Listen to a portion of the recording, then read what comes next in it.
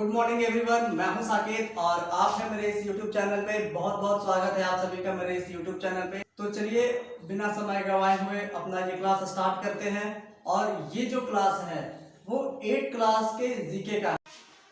तो चलिए स्टूडेंट्स, हम लोग अपना चैप्टर शुरू करते हैं और इस चैप्टर का नाम है नॉर्थ ईस्ट इंडिया। अब हम लोग नॉर्थ ईस्ट इंडिया की बात करने जा रहे हैं। वैसे तो हमारा देश पूरा कल्चरल से भरा है। हमारा देश, हमारा ये जो देश है इसे कल्चरल कंट्री कहा जाता है। यानी कि पूरे देश में आप कहीं भी चल जाइए, हर 8 किलोमीटर हर 10 किलोमीटर पे कल्चर बदल जाता है, वहाँ की सभ्यता संस्कृति बदल जाती है। लेकिन ये जो नॉर्थ ईस्ट है, नॉर्थ ईस्ट इंडिया कहने का मतलब है कि इंडिया के वैसे पार्ट जो नॉर्थ और ईस्ट साइड में है। यानी कि अगर आप मैप में देखेंगे तो नॉर्थ और ईस्ट साइड में ये जो आप मैप देख रहे हैं, इसमें जो नॉर्थ ये ईस्ट है वो कौन कौन से स्टेट हैं, वो इसी स्टेट के बारे में हम लोग देखने वाले हैं। तो चलिए हम लोग बारी बारी से स्टडी किया जाए। तो चलिए, जो पहला है वो है हमारा आसाम। या देवी सर्वभूतेषु शक्तिरूपेण संस्थिता नमस्तस्यै नमस्तस्यै नमस्तस्यै नमो नमः। या देवी सर्वभूतेषु विद्यारूपेण संस्थिता नमस्तस्यै नमस्तस्यै नमस्तस्यै नमो नमः। या देवी सर्वभूतेषु मातृरूपेण संस्थिता नमस्तस्यै नमस्तस्यै नमस्तस्यै नमो नमः। जी हाँ, आप लोग ये सोच रहे होंगे कि मैं ये श्लोक क्यों पढ़ रहा हूँ। ये श्लोक मैं इसलिए पढ़ रहा हूँ क्योंकि इसी श्लोक से संबंधित इस चैप्टर का पहला टॉपिक। जी हाँ बिल्कुल। और ये जो पहला है वो है, आप ये जो फिगर देख रहे हैं ये है हमारा कामाख्या मंदिर, जो कि असम में सिचुएटेड है, असम में स्थित है। इस कामाख्या मंदिर की एक विशेषता है स्टूडेंट्स, ये जो कामाख्या मंदिर है वो देवी सती को समर्पित है। जी हाँ, देवी सती के पीछे एक छोटी सी कहानी है, चलिए मैं आपको वो सुना दूं। एक बार की बात है कि जो देवी सती थी वो भगवान शिव से विवाह करने के लिए इच्छुक थे, लेकिन जो उनके पिता थे राजा दक्ष, वो इस विवाह से खुश नहीं थे। लेकिन फिर भी जो सती थी वो अपने पिता के विरुद्ध भगवान शिव से विवाह करती है और भगवान शिव के पास चली जाती है। तो एक बार की बात है कि राजा दक्ष यज्ञ का आयोजन कर रहे थे, जिनमें सारे देवी देवताओं को बुलाया गया था, लेकिन भगवान शिव को नहीं बुलाया गया। लेकिन फिर भी वो जो सती थी और शिव जी थे, भगवान शंकर, वो आए, लेकिन वहां उन्हें बहुत अपमान सहना पड़ा। सती को बहुत अपमानित, सती अपने आप को बहुत अपमानित महसूस कर रही थी और इस अपमान से वो उबर नहीं पाई और वो उस यज्ञ में कूद गई, जलते हुए यज्ञ में कूद गए। जैसा ही ऐसा होता है वो उसी समय शंकर जी आ जाते हैं और उस सती को उस यज्ञ से उठाते हुए तांडव करने लगते हैं। और ऐसा कहा जाता है कि जब भगवान शिव तांडव करते हैं तो पूरे ब्रह्मांड में एक उथल पुथल मच जाता है। अब इसे रोकने के लिए वहाँ सारे देवी देवता मौजूद थे, तो सारी देवी देवताओं ने भगवान विष्णु से अनुरोध किया कि अब आप ही कुछ करिए। तो भगवान विष्णु ने अपना चक्र चलाया। तो जैसे ही भगवान विष्णु ने चक्र चलाया और ये चक्र सती को जाकर के लगा, जो कि लेकर के शंकर भगवान तांडव कर रहे थे, और इस चक्र से सती के शरीर का टुकड़ा टुकड़ा नीचे गिरने लगा।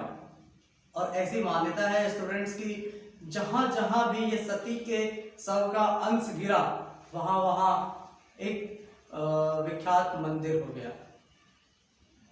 और उसी एक में से प्रसिद्ध है हमारा कामाख्या मंदिर। और कामाख्या मंदिर में जो पार्ट्स गिरा था सती के, वो था कमर वाले पार्ट्स। तो उसी के कमर वाले पार्ट्स इस जगह पे गिरे थे और ये गिरा था नीलगिरी पहाड़ के पास में। इसीलिए ये जो कामाख्या स्थित है नीलगिरी पहाड़ पे ही स्थित है। तो ये थी कहानी, छोटी सी कहानी, जो कि कामाख्या मंदिर को लेकर के थी और इन्हीं देवी को ये समर्पित है, देवी सती को समर्पित है। वैसे तो ये कहा जाता है कि 51 उनका जो शरीर था वो 51 खंडों में विभक्त हो गया था और 51 अलग अलग जगह में जाकर के गिरा था। उसी में से एक हमारा मंगला गौरी भी है। विंध्याचल है, मुंडेश्वरी है, कालीघाट कोलकाता है। वैसे वैसे बहुत सारे 51 जगहों पे गिरा था और उन्हीं 51 जगहों में एक जो बहुत प्रसिद्ध है वो है कामाख्या। तो आप लोग जो पहला फिगर देख रहे हैं वो है कामाख्या मंदिर का। इसके बारे में आपको मैं और बता दूं कि इसका जो सबसे पहले जो मंदिर बनाने का काम किया था मलेक्ष वंश के राजा बनवाए थे। और इसके बाद बिहार के एक राजा हुए राजा नर नारायण, जिन्होंने 17वीं शताब्दी में इनका जीर्णोद्धार किया, यानी कि पुनर्निर्माण किया। और यहाँ ऐसे ये कहा जाए कि यहाँ तंत्र मंत्र विद्या बहुत ज़्यादा फेमस है इस जगह पे। जितने भी तांत्रिक लोग होते हैं वो यहाँ जाकर के सिद्ध होते हैं। तो खैर ये सब तो एक मान्यता है, मैं इन्हें सच्चाई नहीं कह रहा हूँ। बस ये जो हमारी मान्यताएं चली आ रही है हिंदू धर्म के अनुसार, ये उनके अनुसार ये सारी बातें हैं। जो दूसरा है वो है अरुणाचल प्रदेश में स्थित है तवांग मोनेस्ट्री। तवांग मोनेस्ट्री के बारे में छोटी सी एक जानकारी कि ये जो तवांग मोनेस्ट्री है वो तवांग सिटी पे, तवांग डिस्ट्रिक्ट में स्थित है और ये तवांग रिवर पे भी स्थित है। ये जो तवांग मोनेस्ट्री है वो वर्ल्ड की सेकेंड सबसे बड़ी मोनेस्ट्री है। जो फर्स्ट है वो लहासा है। आप लोग लहासा का नाम सुने होंगे। लहासा में एक मोनेस्ट्री है कोटला पैलेस, वो वर्ल्ड की सबसे बड़ी मोनेस्ट्री है। और उसके बाद सेकेंड सबसे बड़ी मोनेस्ट्री है वो है तवांग मोनेस्ट्री। और ये इंडिया की सबसे बड़ी मोनेस्ट्री है और ये अरुणाचल प्रदेश में स्थित है। तो चलिए अब हम नेक्स्ट बढ़ते हैं। ये जो नेक्स्ट है, ये जो फिगर आप लोगों को दिख रहा है ये है उज्जैनता पैलेस। ये है उज्जैनता पैलेस और ये सिचुएटेड है त्रिपुरा में। स्टूडेंट्स, उज्जैनता पैलेस की अगर बात करें तो उज्जैनता पैलेस अगरतला त्रिपुरा के एक राजा माणिक्य देव वर्मा के द्वारा बनवाया गया था और ये 1899 से 1901 के बीच में बनवाया गया था। ये उज्जैनता पैलेस राजा देव वर्मा जो थे वो इसे अपने महल के रूप में बनवाए थे। लेकिन जैसे जैसे समय बीतता गया, समय बीतने के दौरान जैसा कि हम लोग जानते हैं इंडिया पे ब्रिटिश का शासन आ गया था। तो जैसे जैसे समय बीतता गया वो फिर महल एक रॉयल परिवार के द्वारा 1972 में इसे खरीद लिया गया और इसका यूज फिर लेजिस्लेटिव असेंबली के रूप में किया जाने लगा। लेकिन फिर उसके कुछ ही दिनों बाद फिर ये जो उज्जैनता पैलेस है वो म्यूजियम में तब्दील हो गया। तो अभी फिलहाल ये उज्जैनता पैलेस एक म्यूजियम के रूप में त्रिपुरा में स्थित है। चलिए स्टूडेंट्स और आगे बढ़ते हैं और ये फोर्थ देखते हैं। फोर्थ पॉइंट है हमारा असम में स्थित एक माजुली रिवर आइसलैंड। ये है हमारा माजुली रिवर आइसलैंड जो कि ब्रह्मपुत्र नदी के द्वारा बनाया गया है। और ये जो ब्रह्मपुत्र नदी का द्वारा बनाया गया माजुली रिवर आइसलैंड है वो इंडिया का सबसे बड़ा आइसलैंड है।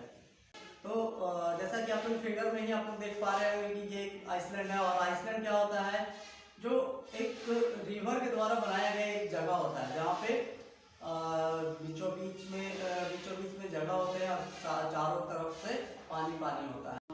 माजुली रिवर आइसलैंड ये है हमारा असम में। नेक्स्ट जो आप लोग फिगर में देख रहे होंगे वो है दाउकी ब्रिज। और ये दाउकी ब्रिज क्या है, ये दाउकी ब्रिज जो है वो स्थित है मेघालय में। इसके बारे में कहा जाता है कि ये 1932 में ब्रिटिश के द्वारा बनवाया गया था।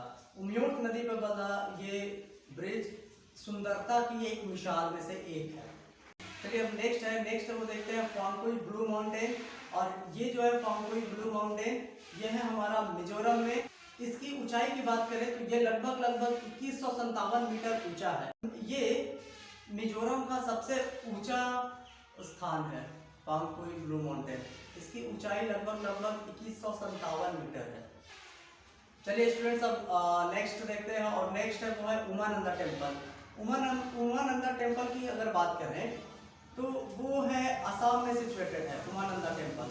और ये जो उमानंदा टेम्पल है वो देवालय है। देवालय कहने का मतलब है कि भगवान शिव का मंदिर। देव काल है, देव से संबंधित भगवान शिवा को। उमानंदा आइसलैंड की अगर बात करें तो ये एक ऐसा आइसलैंड है जो कि ब्रह्मपुत्र नदी के बीचों बीच में स्थित है, और उसी उमानंदा आइसलैंड पे स्थित है हमारा ये मंदिर जिसका नाम है उमानंदा टेम्पल। इसी आइसलैंड के कारण ही इसका नाम रखा गया है उमानंदा टेम्पल। चलिए स्टूडेंट, उमानंदा टेम्पल के बारे में एक और बात जान लेते हैं कि जो उमानंदा टेम्पल है उसे बनाया था राजा गदाधर सिन्हा के द्वारा बनवाया गया था। 1694 ईस्वी में ये बनवाया गया था, लेकिन उसके कुछ ही दिनों के बाद भूकंप आने के बाद ये कुछ टूट गया था। लगभग 1867 में एक बहुत जोर का भूकंप आया और उसके कारण ये जो मंदिर है वो टूट गया। तो चलिए अब नेक्स्ट देखते हैं। और ये जो कोहिमा वॉर सेमेट्री है ये हमारे सैनिकों की याद में बनाया गया था। ये नागालैंड में स्थित कोहिमा वॉर सेमेट्री। ऐसा कहा जाता है कि ये जो वॉर सेमेट्री है पहले ये गोल्फ का मैदान हुआ करता था। वहाँ के जो किंग थे वो अपने ये जो ग्राउंड था वहाँ पे गोल्फ खेला करते थे, लेकिन जब सेकेंड वर्ल्ड वॉर हो रहा था तो उस समय बहुत से हमारे जो मार्टियर थे वो शहीद हो गए, जिनकी याद में उनको यहाँ पे दफनाया गया। उन्हीं की याद में उस गोल्फ के मैदान को इस वॉर सेमेट्री में तब्दील कर दिया गया। ये जो आप लोग फिगर देख रहे होंगे ये पहले का गोल्फ मैदान था जो कि अब वॉर सेमेट्री में तब्दील हो चुका है। चलिए स्टूडेंट्स, तो अब हम नेक्स्ट की तरफ बढ़ते हैं और इस चैप्टर का ये लास्ट है। तो आप लोग जैसे कि ये फिगर में देख रहे होंगे कि इतना बढ़िया शानदार सा बिल्डिंग जो कि सिक्किम के गंगटोक में स्थित है जिसका नाम है रुंगटेक मोनेस्ट्री।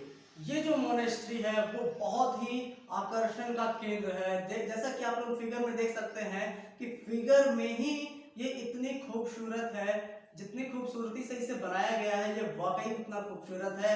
तो ये सिक्किम के गंगटोक में स्थित है और जैसा कि आप लोग जानते हैं कि इसे धर्म चक्र सेंटर भी कहा जाता है। जी हाँ, ये धर्म चक्र सेंटर भी इसे कहा जाता है। तो ये थे नॉर्थ ईस्ट इंडिया के बारे में कुछ छोटी सी जानकारियाँ जिनके बारे में मैंने बहुत ही कम समय में आप लोगों को जानकारी देने का प्रयास किया है। तो आप लोग इसी तरह से मेरे वीडियो को देखते रहिए। मैं आपके लिए जानकारियाँ लेकर उपस्थित होता रहूँगा। तब तक के लिए धन्यवाद। अगर आप मेरे इस चैनल पे नए हैं तो लाइक, सब्सक्राइब और शेयर करना ना भूलें ताकि मेरे वीडियो का नोटिफिकेशन सबसे पहले आप तक पहुंच पाए। लेकिन इससे पहले आप लोगों को नोटिफिकेशन ऑन करना होगा। तो चलिए, तब तक के लिए बने रहिए, घर पे रहिए, सुरक्षित रहिए। Bye bye.